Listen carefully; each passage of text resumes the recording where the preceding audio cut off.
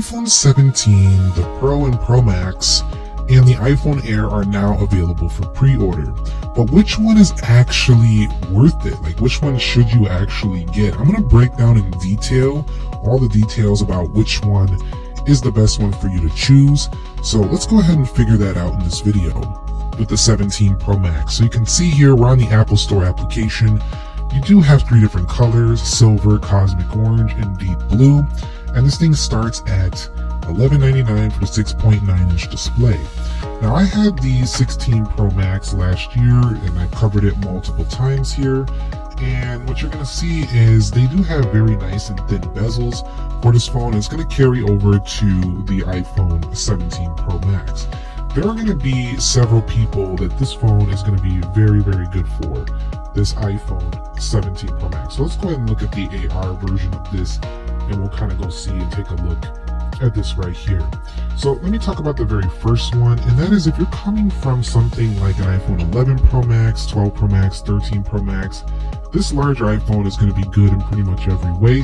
We'll talk about the very first reason, and that is going to be the cameras are going to be upgraded in pretty much every way, shape, and form for this iPhone. You're going to get 48 megapixel cameras across the board there, and also you're going to get yourself this action button right here. If we go ahead and scroll over here to the bottom, you'll get yourself USB-C down there. Then on the right side here, you're going to get yourself the camera control button. Now also, why this phone is going to be very good for you is they actually use an aluminum enclosure on here, so the whole phone is aluminum, unlike my 16 Pro Max, which is titanium over here. They also have a dedicated thermal system in there, so you will actually have much better heat. So for the people who are really going to benefit from the 17 Pro Max are going to be these type of users. Number one, if you are, again, one of the older 11 Pro Max, 12 Pro Max, 13 Pro Max users, you will be getting upgrades in every area, including the cameras. Just like the 16 Pro Max, you'll get yourself camera control. You're going to get much faster performance. You're going to get a bigger battery. And if those people out there who can't stand heat issues on their phone, the 16 Pro Max is for you. Also, big phone lovers that are okay with sacrificing a little bit of thickness instead of having a super razor thin phone like this S25 Edge over here, which is similar to an iPhone Air, you're okay with a little bit more thickness on your phone, then I think the 17 Pro Max is 100% for you. You want the biggest and baddest iPhone on the block, that's the one for you. And also, I should mention, if you're coming from a larger premium Android phone and you want to come to iPhone and you've had enough of Android, or you just want to switch over from something like Samsung or Google Pixel or something like that, you have an XL, you have an Ultra, you want to try iPhone, the Max again is for you. You're not going to want to get something smaller and feel like you made a mistake. So if you find yourself resonating with anything I just said right there, just go ahead and order the Max. Now, the color is really going to be subjective to what you like, but just go ahead and pick up the Max. It's going to be the phone for you. Let's go over and switch over and talk about the smaller iPhone 17 Pro. Now, I've actually been using as my main phone for the past several months the iPhone 16 Pro, which I absolutely love, and it's one of the reasons, this phone is one of the reasons why I actually love the base 17 this year, and I'll talk about why in a minute. But back to the 17 Pro. This one's pretty easy. If you loved everything I said about the larger 17 Pro Max, then the 17 Pro is definitely going to be the phone for you. Right here you can see in this object they have on the website that the phone itself just kind of looks basically the same, just a little bit smaller. You get all the same features, including the action button. You get yourself the triple 48 megapixel. You do get yourself the USB-C on here as well. If you haven't had one of the USB-C iPhones yet, it's going to be a good option. But if you just want a more pocketable camera phone, like really good cameras, that's what I loved about the 16 Pro. You can take amazing photos in a more manageable size. Also, I find that with these 16 Pro, 17 Pros, these smaller sizes at 6.3 inches, they give you enough screen for your day-to-day operations while not overbearing you with the size. So you kind of get all the same fun stuff that you get on the big phone and just a much easier to use day-to-day size. So that's something I think, if that's you, if you find yourself resonating with that, this phone is for you. Also, if you just don't have big hands, this is going to be a good phone for you. And I actually have pretty big hands, but still, I like one-handing a phone, and this one was better to me than the 16 Pro Max for one-handing it. However, there is one con of getting something like the base 16 Pro, and that's going to be that with this base 16 Pro, of course, it's just basic physics. You cannot get a larger battery in there than you can on this giant 16 Pro Max, or 17 Pro Max. So you will sacrifice a little bit of battery life, but it's nothing substantial.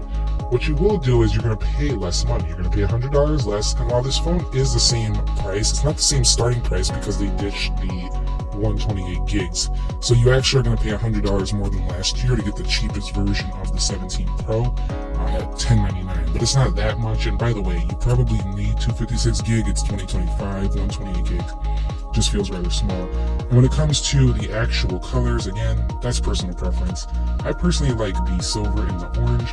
Deep blue is also pretty nice. And I said in my initial video I didn't like the orange, but I'm kind of switching gears because it's starting to grow on me as I'm looking at it more. It kind of reminds me of Halloween season, so yeah, I'm kind of switching gears on my initial statements. I kind of do like the way it looks, and I thought about it and I'm like, you know what? The iPhones in the Pro line have never really popped. They're always like these very dull colors, so that orange is finally giving us something that is more saturated. Again, I would still prefer a red over the orange, but it's definitely quite a nice color. But yeah, 17 Pro, I just went on a little tangent there. 17 Pro is the one for you if you want that comfortable size, great cameras, good battery that can last all day, but give you really great performance. 16 Pro is also going to be a great backup option if you want a Pro phone, but you don't want to pay the prices of the brand new ones. Copping these on a deal is going to be really good because the 16 lineup was pretty strong. Let's talk about the 17 now. The iPhone 17 for me is one of the most exciting of the year, and I'll tell you why. Everything that you wanted from an iPhone base model is finally here. You get to keep that base model pricing at $799. One thing I will tell you though is that the iPhone 17 is not actually $799 unless you are using a carrier. If you buy this unlocked, it's $829. So keep that in mind. It's $799 with a carrier for 24 months over there payment plan. But you have lavender, you have sage, you have mist blue, white, and black. But what's nice is that at least they kept that starting price and doubled the storage. So that absolutely makes this the best value in the lineup. But I think Apple's predicting they're probably going to sell quite a few of these right here, and I think they will too. Now, the color I actually pre-ordered was the sage color, so we're going to take a look at that, and I'll showcase it on the channel. But while it's not going to stand out as the most, in-your-face cosmic orange, biggest and baddest iPhone out there, it does basically have the same look as the iPhone 16, while improving all the things that the base model doesn't really give us. And here it is. So the base model 16 gave us 6.1 inches. So the phone still, while it was changed, feels kind of like a 15, kind of feels still like a 14. Not so much a 14, more like a 15 and a 16. They kind of feel the same. But having the thinner bezels on the new phone, finally getting rid of the 60 hertz panel, which just feels so old at this point, is a huge deal while having the same price. Also, finally, something I was complaining about for the past several years is the front-facing camera. Now, the front-facing camera, while it's been strong on these iPhones for a long time, they keep putting 12 megapixel. Finally, they gave us an 18 megapixel with the ability to go more landscape mode and give us more optionality for the front. So the front-facing camera is also a substantial improvement. This phone is also nowhere near as bright as the upcoming iPhone 17 at the same price. You're going to get 3,000 nits. This one I think was 2. So while this is still bright, it's nowhere near as bright as the new iPhone is coming for outdoor brightness. So if you find yourself outdoors in sunlight a lot, this is definitely going to be a big upgrade from older base model iPhones. Also, you'll notice there's no always-on display option over here like we'll find on our Pro model devices over here on the right. So always on display is another big upgrade. And if you're coming from an older iPhone, you will have the same things that the 16 has if you skip this one, including the camera control. And while the camera control is something that some people are saying, oh, we don't need that button, it's just not intuitive. While I do agree with some of these features can be a little bit tricky to get used to, just using it as a general shutter key is actually very nice. Some people say, well, you can just program the action button. Here's the deal. programming the action button, this is not in the place where I want a camera button. This is like a flashlight or a silent switch. Like this, no. This is on the left side. I think most people are right-handed, and even if you're not, even if you're left-handed, this is not where I would want a camera button. This is a silent switch area. So this is a very good location for that, and if you just use it just to take photos, I find myself not missing a lot of moments just because I can click that button really quickly. To me, it's a much faster, it's like muscle memory once you get used to it compared to swiping or holding this down. And plus, because it's a hardware-based key, you do have your ability to have less mistakes there. Although there was some initial bugs, they kind of fixed those already. USB-C also improves on the 17. I think they got a little bit faster charging as well. And they do have dual camera just like on this one, but it is an upgraded design that gives you a fusion camera with, you know, way better usability out of that dual setup. So you're not going to get the longest zoom like you'll find on the newer, you know, iPhones on this one. You won't get the longest, but you'll get that clean iPhone 16 like design with most of what the iPhone 16 Pro offered last year. Yes, we'll get rid of one camera, but the phone is going to have the same 6.3 here. It's going to be a bit brighter than this 16 Pro with these beautifully thin bezels on board of this phone, and also be lighter than this phone. So I'm actually excited. I actually might be using the base 17 for a while as one of my main drivers. I'm going to try that one out to see how I like it, because I really like a light phone with good battery life, which that will have because it's not super thin, so you don't have to super thin out the battery. I like thin bezels, and I really love good cameras, and that one seems to have it all. So there's nothing really like bad about the base model. It's just if you don't like, you like having a triple camera setup, that's really where the pros are really going to win out for you on the whole. So for me, the king of value this year is the iPhone 17 base. So that's my king of value so far. Now let's switch gears and talk about the very last one, and we'll give our thoughts on if you should buy the iPhone Air. Now you can go ahead and pre-order this one now as well. They're calling it the thinnest iPhone ever, and to me it does really remind me of their lineup of MacBook Airs and iPad Airs. They have similar colors: silver, sky blue, space black, like a black MacBook. I do like that black color. I ordered the sky blue, but I want to go see the black in person. I'll go check that one out, and if I end up liking that more, I might swap the sky blue. But for now, I went with the sky blue.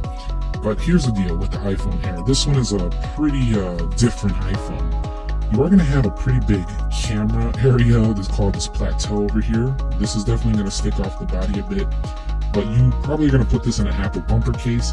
But here's the deal with the iPhone Air. This one is pretty easy. If you want something that actually feels different from iPhones of the past years, you'll want this. This is going to feel super thin. It's going to feel like a feather in your pocket. This is the lightest iPhone of the bunch. I also personally think this is the best looking one. While I'm not a big major fan of how the plateau looks from this angle, I do believe that that single camera is one of the cleanest looks out there. It reminds me back in the day of the regular SE, the iPhone XR. Those phones were just clean, a clean, simple camera while having this modern look on the front. I also think that them having this action button on here, able to cram it in there and cram in the camera control over here, was also a pretty neat touch.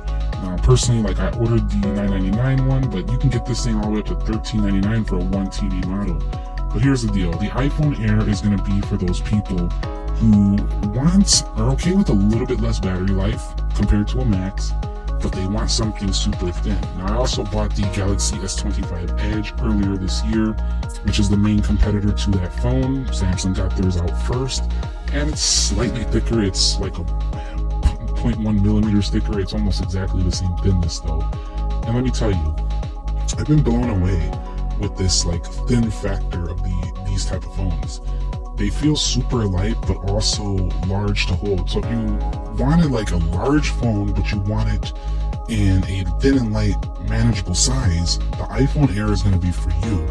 Also, it has a 6.5, unlike this Galaxy has like a 6.7, so it's going to be a little bit more of a sweet spot size for those of you who like a 6.5 inch phone. So wrapping it up here, again, I think the best model in the lineup here is going to be the base iPhone 17 for value.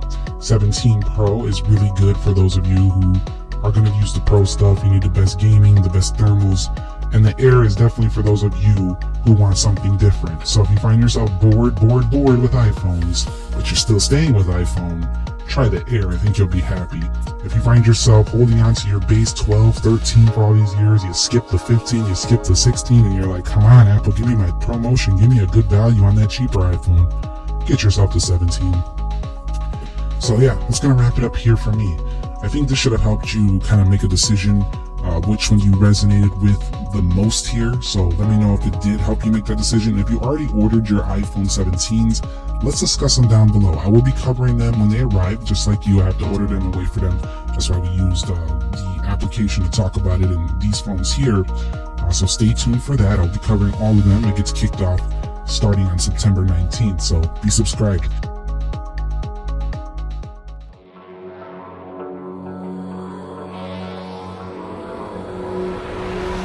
Some things aren't meant to be fair.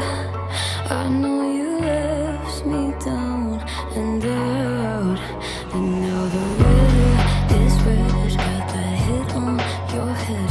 Should've buried your dead. Should've listened to